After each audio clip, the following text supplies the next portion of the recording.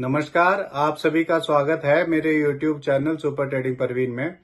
रोजाना की तरह मैं आप सबके सामने आ गया हूं फिर से एक बेहतरीन और बढ़िया शेयर लेकर। चलिए आपको उसके बारे में बताऊंगा। उससे पहले आप मेरे चैनल को सब्सक्राइब और मेरे वीडियोस को लाइक करते रहिए, जिससे कि रोजाना आपको ऐसे ही नए नए बेहतरीन और बढ़िया शेयरों के बारे में पता चल सके।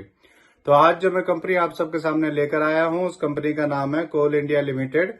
और इस कंपनी में एक बड़ी खबर आई है। इस कंपनी को 300 मेगावाट और 600 मेगावाट सोलर पावर प्रोजेक्ट मिले हैं। 300 मेगावाट का प्रोजेक्ट इसे Gujarat industrial power corporation limited से और 600 मेगावाट का प्रोजेक्ट इसे एसपीवी प्रोजेक्ट के अंडर मिला है।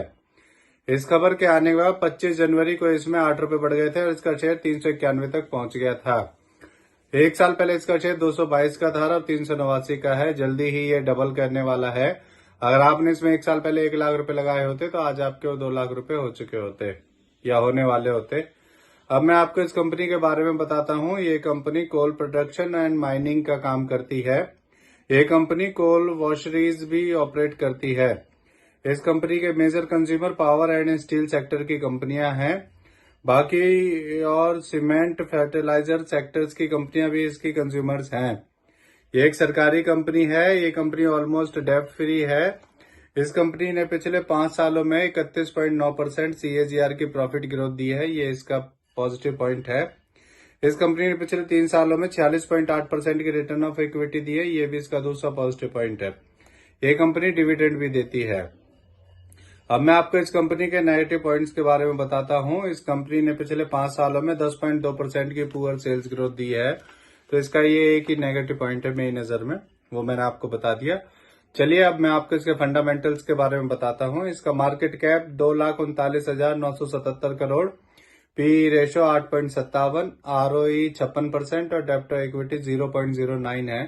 जैसा कि मैंने कहा था कि ये ऑलमोस्ट डेब्ट फ्री कंपनी है। इसके MD CEO श्री पी प्रसाद हैं और ये कंपनी 1973 में बनी थी।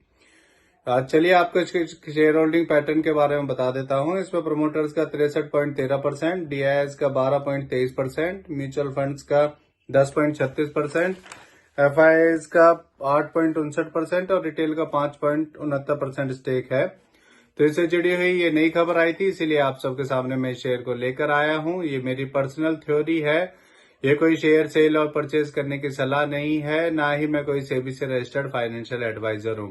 आप मेरे चैनल को सब्सक्राइब और मेरे वीडियोस को लाइक करते रहिए, जिससे कि रोजाना आपको ऐसे ही नए नए बेहतरीन और बढ़िया शेयरों के बारे में पता चल सके। और मैं कल आऊंगा अब आप सबके सामने फिर से एक नया और बेहतरीन बढ़िया शेयर लेकर। चलिए कल मिलते हैं। धन्यवाद।